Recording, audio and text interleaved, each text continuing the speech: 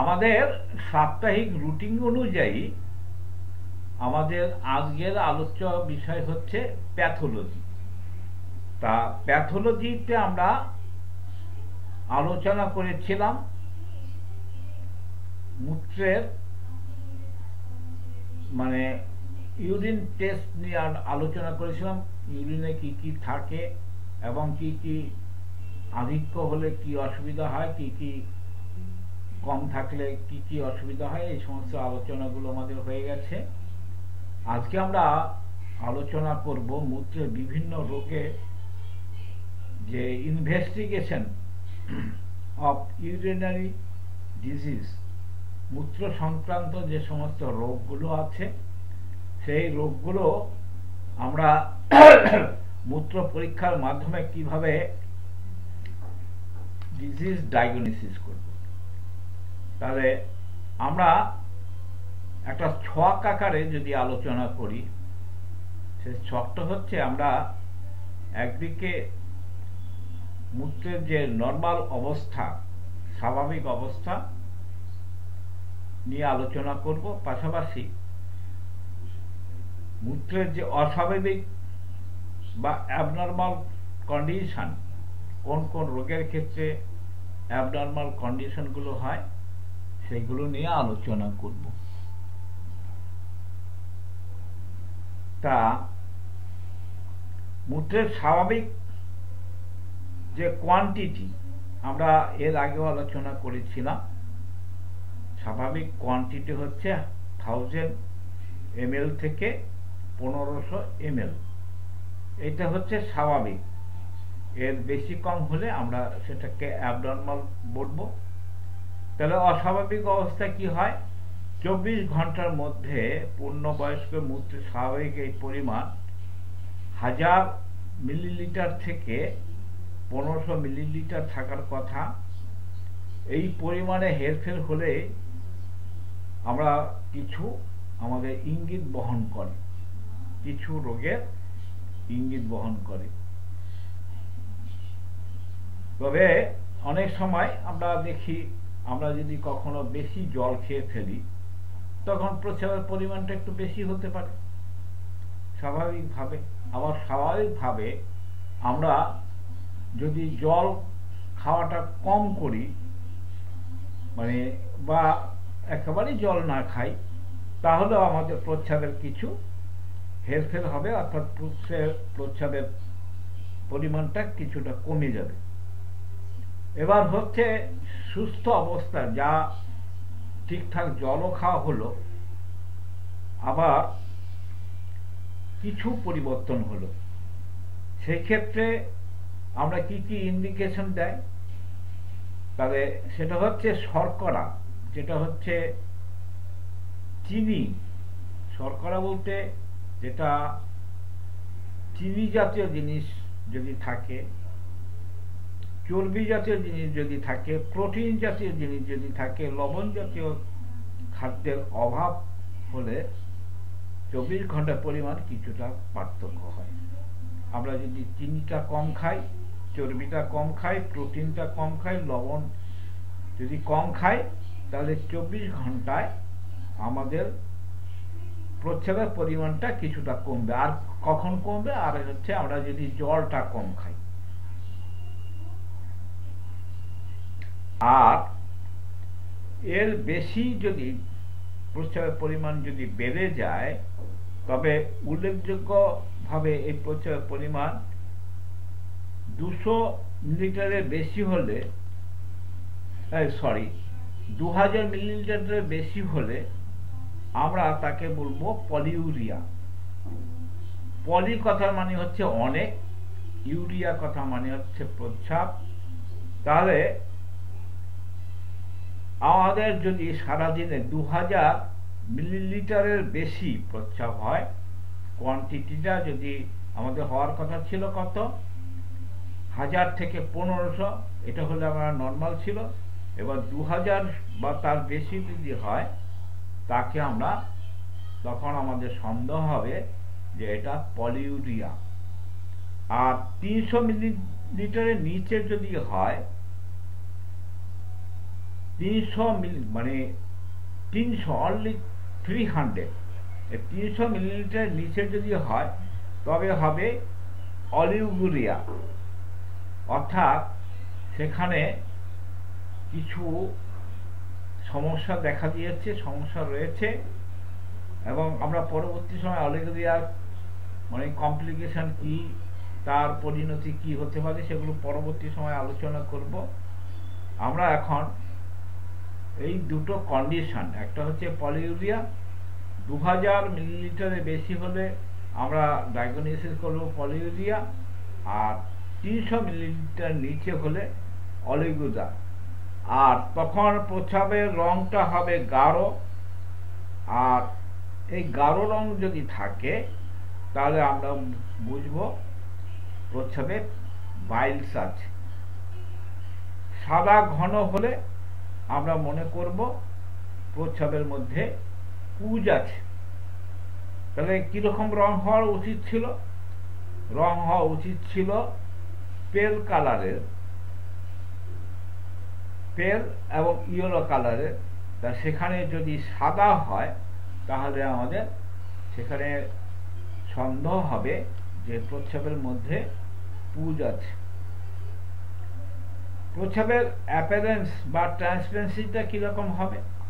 প্রস্রাবের অ্যাপিয়ারেন্স দেখতে কেমন, তার ট্রান্সপারেন্সি স্বচ্ছতা কেমন, অর্থাৎ ট্রান্সপারেন্সি থাকবে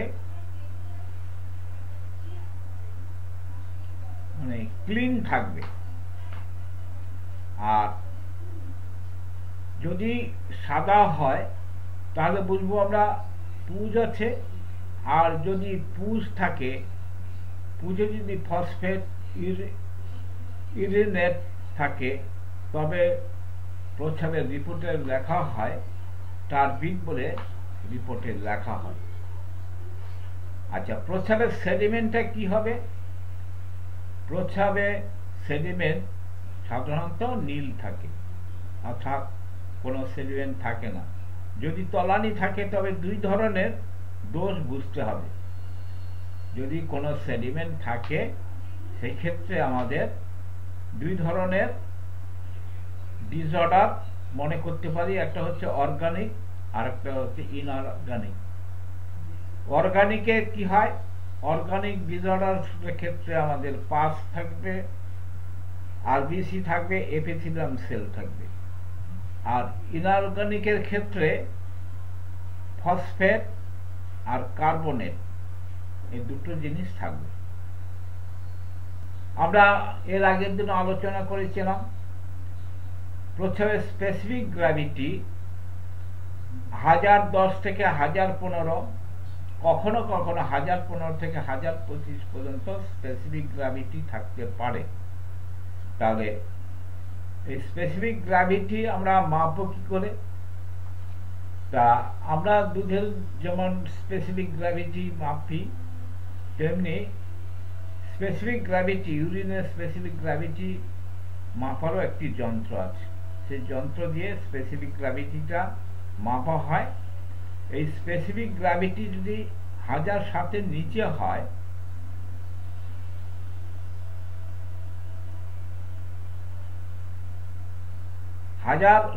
নিচে হলে আমরা একটা রোগকে ডায়াগনোসিস করব, তার নাম হচ্ছে হাইপোস্থেনিউরিয়া।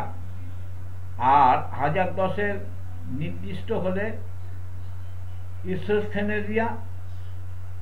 আর এই ইউরিনের রিয়াকশনটা কিরকম হবে? ইউরিনের রিয়াকশন হবে অ্যাসিডিক রিয়াকশন। ইউরিনের, নর্মাল ইউরিনের আমরা আগের দিনও পড়েছি, ইউরিনের যে নর্মাল রিয়াকশন সেটা হচ্ছে অ্যাসিডিক। আর যদি অ্যাবনর্মাল কন্ডিশন হয় তাহলে হচ্ছে অ্যালকালিন হবে, রিয়াকশনটা অ্যালকালিন হবে যদি অ্যাবনর্মালিটি থাকে। প্রস্রাবে অ্যালবুমিন থাকার কথা নয়, প্রস্রাব পরীক্ষায় অ্যালবুমিন থাকার কথা না। সুস্থ অবস্থায় অ্যালবুমিন থাকবে না। যদি বেশি অ্যালবুমিন বেশি থাকে তাহলে আমাদের একটা নির্দিষ্ট রোগ আমরা ডায়াগনোসিস করতে পারি, তার নাম হচ্ছে নেফ্রাইটিস বা অ্যালবুমিনেরিয়াতেও কিন্তু অ্যালবুমিন পাওয়া যায়। কোন কোন ক্ষেত্রে প্রস্রাবে অ্যালবুমিন পাওয়া যায়? একটা হচ্ছে রোগীর যদি নেফ্রাইটিস থাকে অথবা অ্যালবুমিনেরিয়া থাকে, সেই ক্ষেত্রে প্রস্রাবে অ্যালবুমিন পাওয়া যেতে পারে বা অ্যালবুমিন পাওয়া যাবে। আর কোন সময় কাদেরকে অ্যালবুমিন পাওয়া যাবে? প্রেগনেন্ট মাদার, যে সমস্ত গর্ভবতী মহিলারা আছে, তাদের যদি কখনো কখনো দেখা যায় যে প্রস্রাবে অ্যালবুমিন পাওয়া গেছে, তাহলে বুঝতে হবে তাদের খুব একটা জটিল কিছু সমস্যা রয়েছে। গর্ভবতী মহিলাদের এই দোষ থাকলে খুব খারাপ অবস্থা তৈরি হয়। এছাড়া নেফ্রোটিক দোষ থাকলে,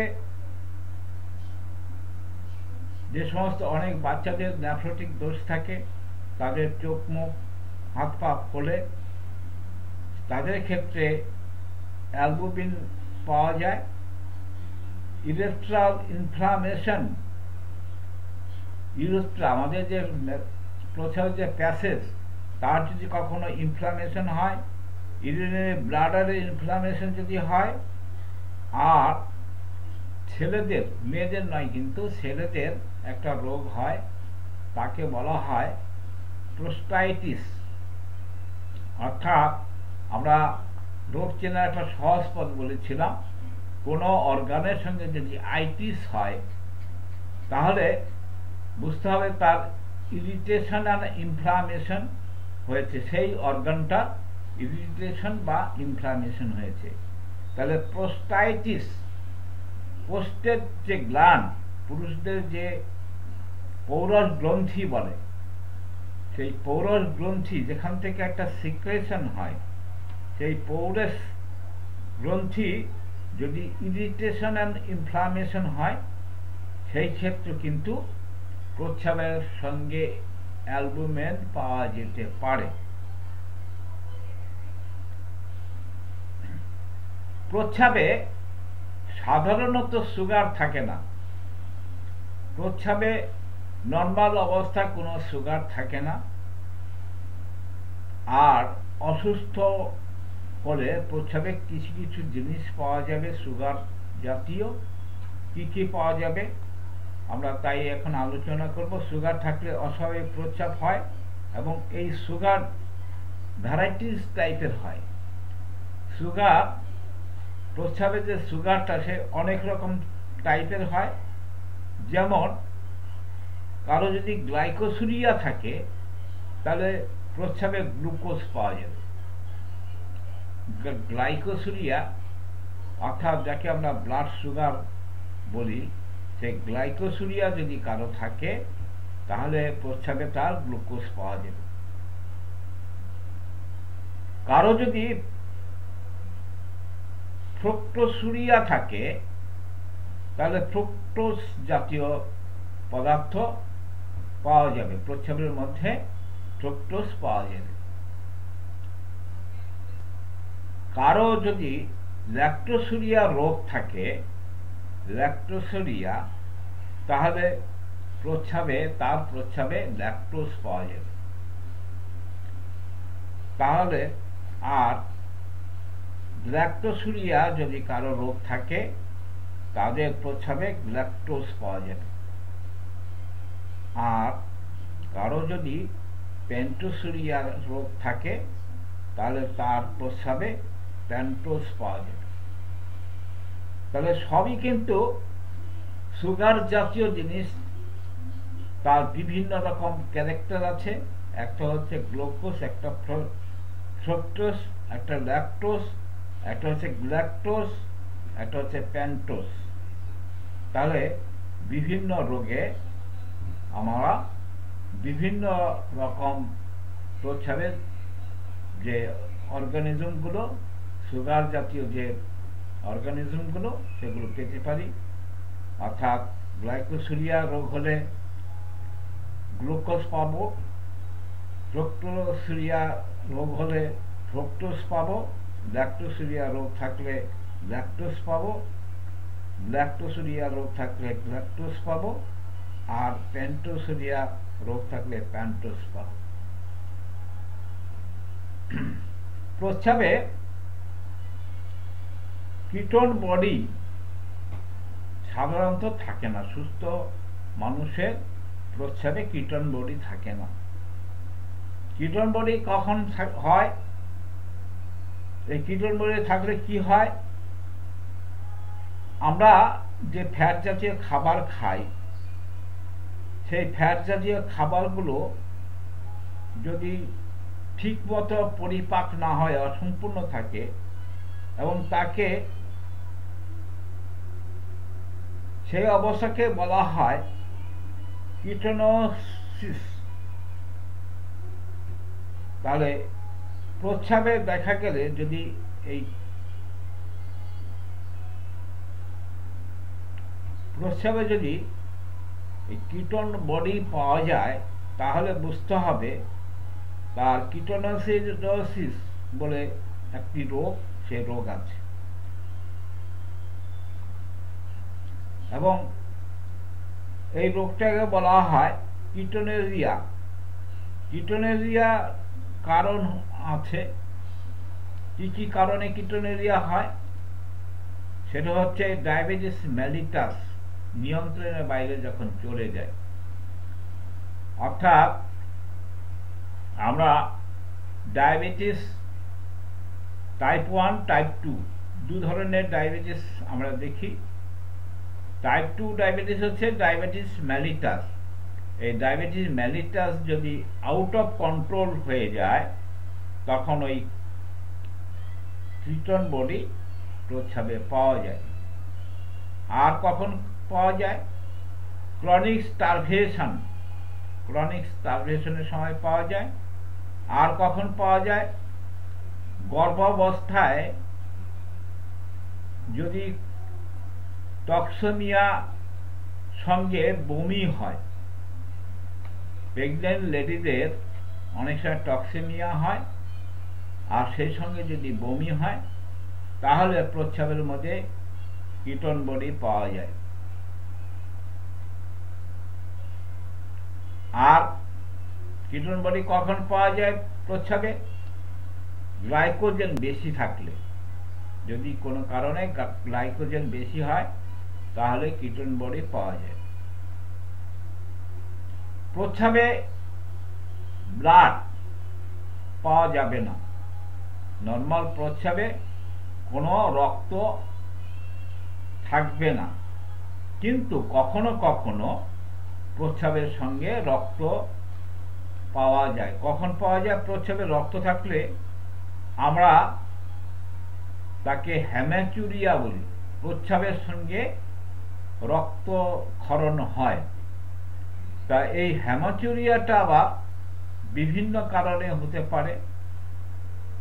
হেমাচুরিয়া বিশেষ করে বেশি যেটা হয়, সেটা হচ্ছে আপনারা জানেন যে আমাদের কিছু অর্গানে স্টোন হয়। আমি মানে গল ব্লাডার বাদ দিয়ে ব্লাডার, আমাদের যে প্রস্রাব সংক্রান্ত যে অর্গানগুলো আছে, কিডনি, তারপরে ইউরেটার, ইউরেথ্রা, ইরিনাল ব্লাডার, এই সমস্ত জায়গায় কিছু স্টোন হতে পারে।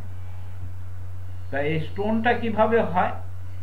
স্টোনটা হয় আমাদের ইউরিক অ্যাসিড, শরীরে একটা অ্যাসিড উৎপন্ন হয়, ইউরিক অ্যাসিড। এই ইউরিক অ্যাসিডের সঙ্গে ক্যালসিয়ামের একটা কম্বিনেশন হয়ে মানে প্রস্রাব সংক্রান্ত যে সমস্ত জায়গাগুলো আছে, সেখানে কিছু পাথর জমতে পারে। বেশিরভাগ হয় কিডনিতে। কিডনিতে পাথর জমে সেটা কোনো কারণে ভেঙে ইউরেথ্রা দিয়ে আটকে যেতে পারে। সেখান থেকে ব্লাডারে এসে জমা হতে হতে সেটা আরো বড় আকার নিয়ে ব্লাডারের ওয়ালকে ক্ষত তৈরি করে, অথবা ইউরেথ্রার মধ্যে বেরোনোর সময় সে আটকে গিয়ে সেখানে কিন্তু কিছু ক্ষত তৈরি করে কিছু ব্লিডিং হয়। এই বিভিন্ন যে কারণে হোক না কেন, যে প্রস্রাবের সঙ্গে যে রক্তটা পড়ে তাকে বলা হয় হেমাচুরিয়া। প্রস্রাবে রক্ত থাকলে তাহলে ইউরিনের মধ্যে আমরা রক্তের সংস্রব পাবো। আর কখন পাবো? হেমোগ্লোবিনের ক্ষেত্রে। হেমোগ্লোবিন থাকলে রক্ত পাওয়া যাবে। হেমোগ্লোবিন কি রোগের জন্য হেমোগ্লোবিন পাওয়া যায়? হেমোগ্লোবিনুরিয়া বলে একটা ডিজিজ, সেই ডিজিজের ক্ষেত্রে হেমোগ্লোবিন পাওয়া যায়। আর এই হেমোগ্লোবিনের কারণটা হচ্ছে হেমালাইটিক অ্যানিমিয়া।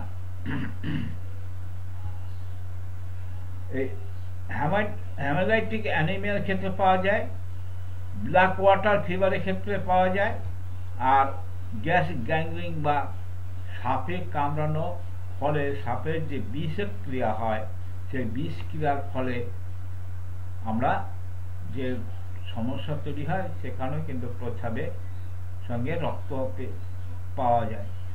আর হচ্ছে কুইনাইন বা সালফার ড্রাগ খাওয়ার ফলে অনেকে সালফার ড্রাগ সহ্য করতে পারে না, কুইনাইন সহ্য করতে পারে না। তাদের যদি কোনো সমস্যা হয় সেই ক্ষেত্রে সালফার ড্রাগ খাওয়ার ফলে বা কুইনাইন খাওয়ার ফলে প্রস্রাবের সঙ্গে রক্ত পাওয়া যেতে পারে। আচ্ছা, আমরা এর আগে একটু আলোচনা করলাম হেমাচুরিয়া হওয়ার কারণ।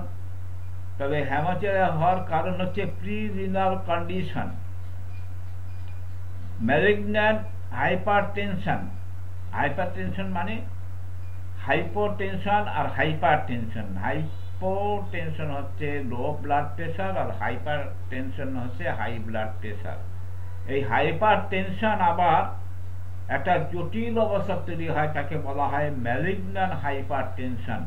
ম্যালিগন্যান্ট হাইপারটেনশনের ক্ষেত্রে কিন্তু হেমাচুরিয়া হতে পারে। লিউকোমিয়া অর্থাৎ ব্লাড সেল আরবিসি গুলো ভেঙে যায়, যেটাকে আমরা ওয়ান টাইপ অফ মানে ব্লাড ক্যান্সার বলে থাকি। সেই লিউকোমিয়ার ক্ষেত্রে কিন্তু ব্লাডের প্রস্রাবের সঙ্গে ব্লাড পাওয়া যাবে। অ্যান্টিকগুলেন্ট থেরাপি। অ্যান্টিকগুলেন্ট থেরাপি বলতে এক ধরনের চিকিৎসা আছে যাতে রক্ত জমাট বাঁধতে বাধা সৃষ্টি করে, রক্ত জমাট বাঁধতে দেয় না। কোনো কোনো ক্ষেত্রে বিশেষ করে যাদের মানে থ্রম্বোসিস জাতীয় রোগ হওয়ার সম্ভাবনা থাকে বা টেন্ডেন্সি থাকে, যাদের করোনারি আর্টারি ব্লকেজ হয়, তাদের সাধারণত যে ওষুধগুলো দেওয়া হয় সেটা হচ্ছে রক্ত জমাট বাঁধের মানে তরল করার ওষুধ। এই রক্ত তরল করার ওষুধ চিকিৎসার ফলে অনেক সময় প্রস্রাবে কিন্তু ব্লাড পাওয়া যেতে পারে। আর সালফার জাতীয় ড্রাগ খাওয়ার ফলে অনেক সময় প্রস্রাবে রক্ত পাওয়া যেতে পারে। Renal condition.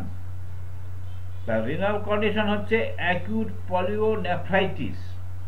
অ্যাকিউট কথা মানে হচ্ছে ভাইলেন্সি, পলিও কথা মানে হচ্ছে অনেক, নেফ্রাইটিস অর্থাৎ প্রচন্ড রকম ভাবে। পলিওনেফ্রাইটিসের ক্ষেত্রে তার প্রস্রাবে ব্লাড পাওয়া যেতে পারে। আর কি কিডনি স্টোন। আমরা আগেও বলেছি যে কি করে কোনো স্টোন থাকলে কেন রক্ত হয়, যে সেখানে ওই স্টোনগুলো এত ধারালো এবং সূক্ষ্ম কাটা কাটা থাকে যে সেখানে একটা আলসার তৈরি করে। সে আলসার তৈরি করার ফলে সেখানে ব্লিডিং হয়। তা সেটা ইউরেথ্রাতেও হতে পারে, ইউরেথ্রালও হতে পারে, ব্লাডারও হতে পারে, কিডনিতেও হতে পারে। তা সেক্ষেত্রে হচ্ছে কিডনি স্টোন, কিডনিতে টিউবারকুলোসিস। আমরা যেমন আমাদের যে কোনো অর্গানে ক্যান্সার হতে পারে, তেমনি আমাদের অনেক অর্গানে কিন্তু টিউবারকুলোসিসও হতে পারে। তাহলে এখানে হচ্ছে কিডনিতে অনেক সময় টিউবারকুলোসিস হয়, সেই কিডনিতে টিউবারকুলোসিস হলে রক্তে প্রস্রাবে রক্ত পাওয়া যেতে পারে। আর হাইপারনেফ্রোমা অর্থাৎ আমাদের অসংখ্য মানে ক্ষুদ্র ক্ষুদ্র শাকনি, যেটাকে বলা হয় নেফ্রন দিয়ে আমাদের কিডনি তৈরি, সেটাকে যদি হাইপার অর্থাৎ অতিরিক্ত মাত্রায় যে ইরিটেশন যদি হয়, সেখানে প্রস্রাবের সঙ্গে ব্লাড পাওয়া যেতে পারে। পোস্টরেনাল কন্ডিশনে কি আছে? Haemorrhagic cystitis. আমরা টিউমারের নাম জানি, আর টিউমার থেকে ছোট ছোট যে অ্যাবনর্মাল গ্রোথ, এখানে আবার একটু অর্গানে আসা যাক, যে যত রকম অ্যাবনর্মাল গ্রোথ হওয়ার যে টেন্ডেন্সি, সেই টেন্ডেন্সিটা কিন্তু ডিউ টু সাইকোসিস মায়াজম। তাহলে এখানে যেটা দেখছি যে হ্যামোরেজিক সিস্টাইটিস, সিস থেকে আইটিস, ছোট ছোট অ্যাবনর্মাল গ্রোথ, সেই গ্রোথটা আইটিস মানে হচ্ছে ইরিটেশন, ইনফ্লামেশন অ্যান্ড ইরিটেশন। আর সেই সিস্টটা হবে হ্যামোরেজিক অর্থাৎ ব্লিডিং। যে কোনো অর্গানে সিস্ট হতে পারে, তো সেই সিস্টগুলো হ্যামোরেজিক সিস্ট, আর সেটা হচ্ছে আইটিস অর্থাৎ ইনফ্লামেশন অ্যান্ড ইরিটেশন। তো হ্যামোরেজিক সিস্টাইটিসের ক্ষেত্রে প্রস্রাবের সঙ্গে রক্ত পাওয়া যেতে পারে। আর কি? প্রোস্টেট বৃদ্ধি। সাধারণত দেখা যায় যে সমস্ত অনেক পুরুষদের 60-এর উপর বয়স হলে তাদের প্রোস্টেট গ্ল্যান্ড যেটা, সেটা ইনফ্লামেশন হয়, এনলার্জমেন্ট হয়, ইরিটেশন হয়। তাই সেই প্রোস্টেট গ্ল্যান্ড যদি বৃদ্ধি হয়, সেই ক্ষেত্রেও কিন্তু প্রস্রাবে নানা রকম সমস্যা হয়, সেখানেও কিন্তু প্রস্রাবের সঙ্গে রক্ত আসতে পারে, অর্থাৎ যাকে আমরা হ্যামাচুরিয়া বলি।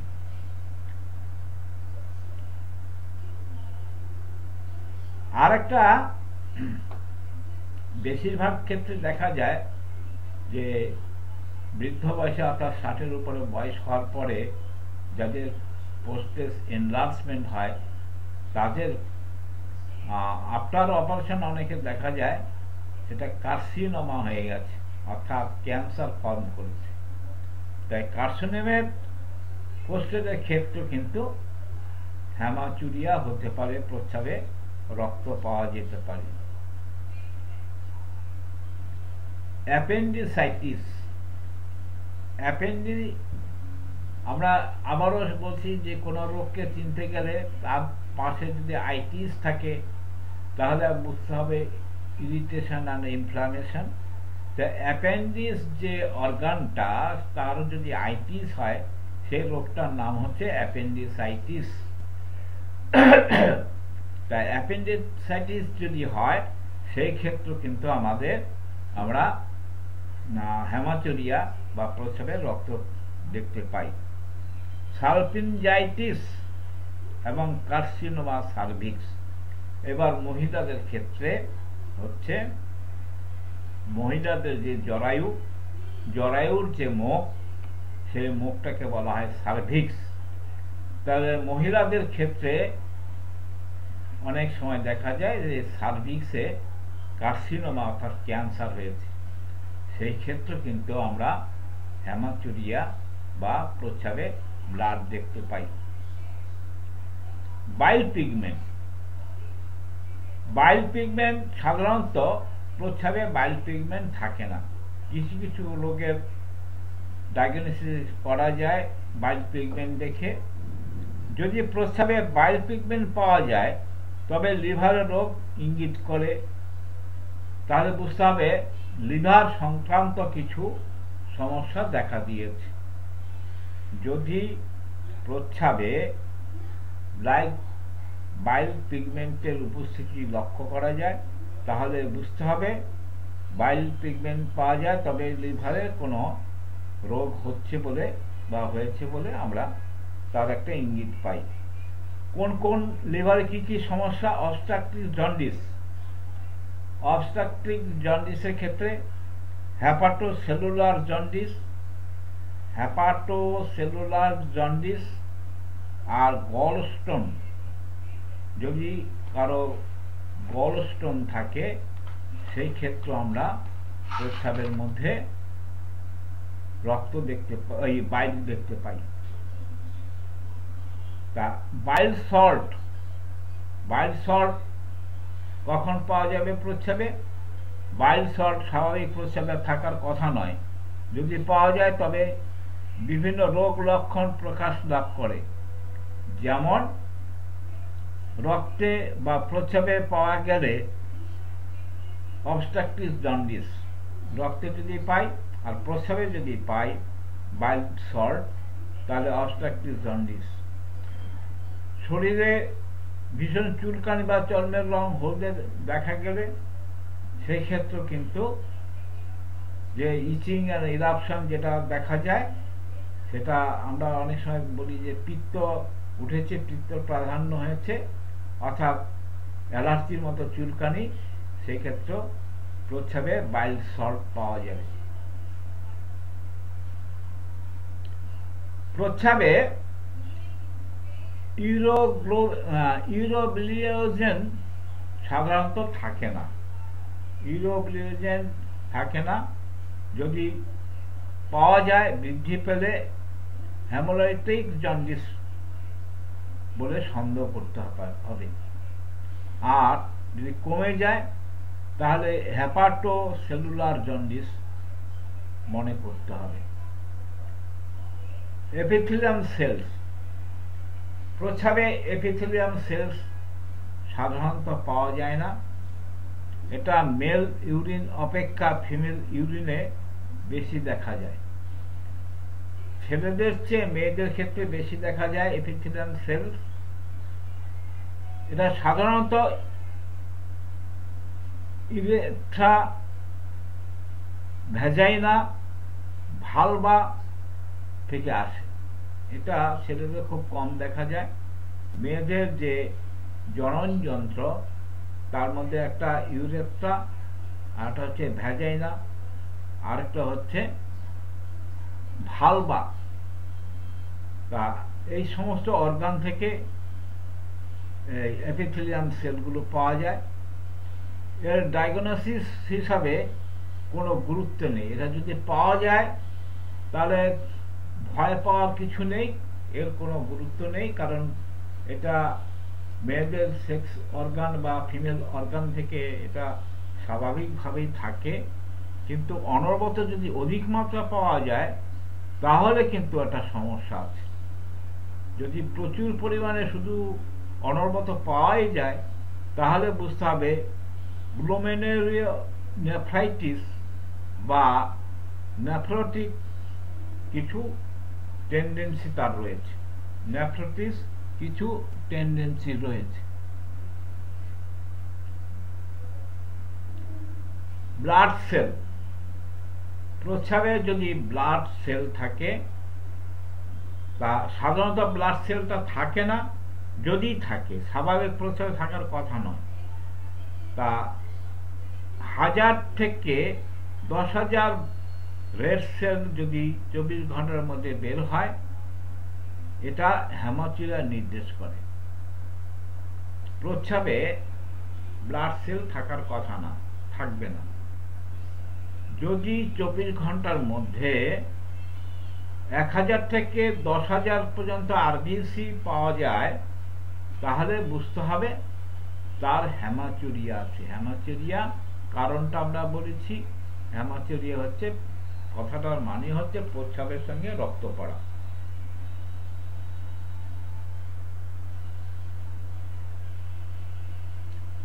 লিউকোসাইটস বা পাস সেল প্রস্রাবে থাকার কথা নয়। এটা মেল অপেক্ষা ফিমেলদের ইউরিনে বেশি দেখা যায়।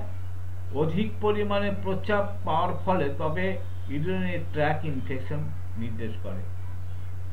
এইটা লিউকোসাইটস বা পাস সেল যদি পাওয়া যায় তাহলে বুঝতে হবে আমাদের যে ইউটিআই অর্থাৎ ইউরিনারি ট্র্যাক্ট ইনফেকশন এটা নির্দেশ করে। ইউরিনারি ট্র্যাক্ট ইনফেকশন ছেলেদের থেকে মেয়েদের বেশি হয়। মেয়েদের বেশি হয় এই জন্য যে মেয়েদের ওই ইনফেকশনের একটা প্রবণতা থাকে, ইউরিনারি সমস্যার জন্য ইনফেকশনের একটা প্রবণতা থাকে। তারপরে অনেক মহিলাদের লিকোরিয়া বা হোয়াইট ডিসচার্জ জাতীয় রোগ টোগ থাকে, যার ফলে তাদের ইউরিনারি ট্র্যাক্ট ইনফেকশনটা ছেলেদের থেকে বেশি দেখা যায়, মেয়েদের বেশি দেখা যায়। কাস্ট, প্রস্রাবে সাধারণত কাস্ট পাওয়া যায় না। এটা প্রস্রাবে পাওয়ার কারণ হলো কিডনি প্রক্রিয়ায় coagulation of protein leaking.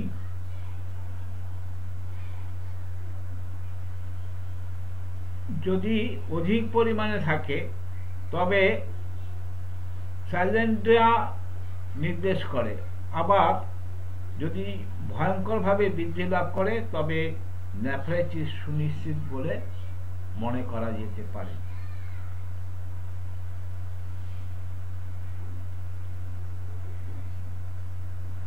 Crystal, ইউরিনে crystal সাধারণত থাকে না, তবে স্টোন ফরমেশনের পরিচয় যদি এটা পাওয়া যায় তাহলে বুঝতে হবে যে তার স্টোন ফরমেশনের একটা টেন্ডেন্সি রয়েছে। এছাড়া স্টোন ফরমেশনের আরও কয়েকটি লক্ষণ মূত্রে পাওয়া যায়, যেমন ক্যালসিয়াম অক্সালেট। যাদের স্টোন হওয়ার প্রবণতা থাকে তাদের প্রস্রাবের মধ্যে calcium oxalate, uric acid, phosphate crystal, acid urine, alkaline urine, এই সমস্ত টেন্ডেন্সিগুলো থাকে।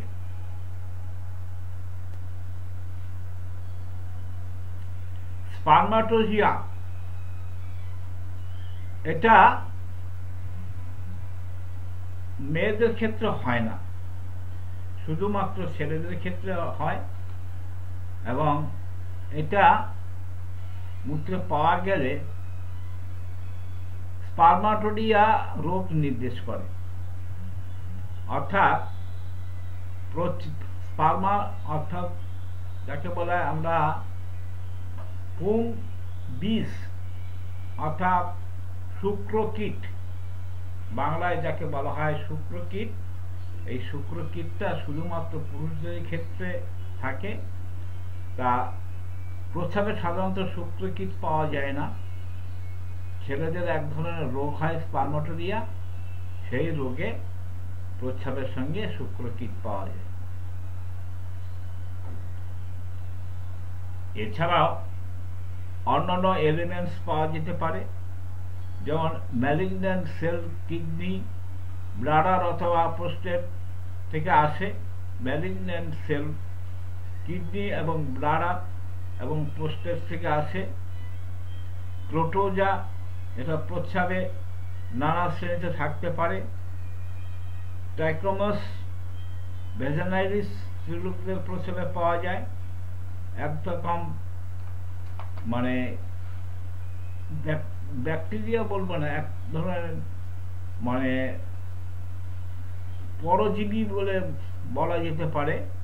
সেটা হচ্ছে মেয়েদের ভ্যাজাইনা থেকে পাওয়া যায়। হেলমেটিক ওভা প্রস্রাবে পাওয়া যেতে পারে, সেটা মহিলাদের ক্ষেত্রে। এটা দেখতে বর্ণহীন স্পাইসিজের মতো, প্যারাসাইট প্রস্রাবে পাওয়া যেতে পারে। এটা মাইক্রোফাইলেরিয়া ইঙ্গিত বহন করে। ব্যাকটেরিয়া এটাও প্রস্রাবে থাকতে পারে। অধিক সংখ্যায় পাওয়া গেলে বুঝতে হবে ইউরিনারি ট্র্যাক ইনফেকশন হয়েছে। যদি ব্যাকটেরিয়া প্রস্রাবে ব্যাকটেরিয়া যদি বেশি পরিমাণে পাওয়া যায় তাহলে বুঝতে হবে ইউরিনারি ট্র্যাক ইনফেকশন হয়েছে। অর্থাৎ ইউরিনারি ট্র্যাক ইনফেকশন যেমন আবার মানে ইউটিআই অর্থাৎ ইউরিনারি ট্র্যাক ইনফেকশনের আবার কতগুলি ভ্যারাইটিস আছে। সেটা হচ্ছে ই কলাই। এটা নির্দেশ করে ঠিক প্রপার স্টেইনিং এর পর। এইটা সবসময় ফাইনাল বলা যাবে না ই কলাই হয়েছে কিনা, সেটা কিন্তু প্রপারলি স্টেইনিং করার পরে কনফার্ম হওয়া যাবে যে তার ই কলাই হয়েছে কিনা।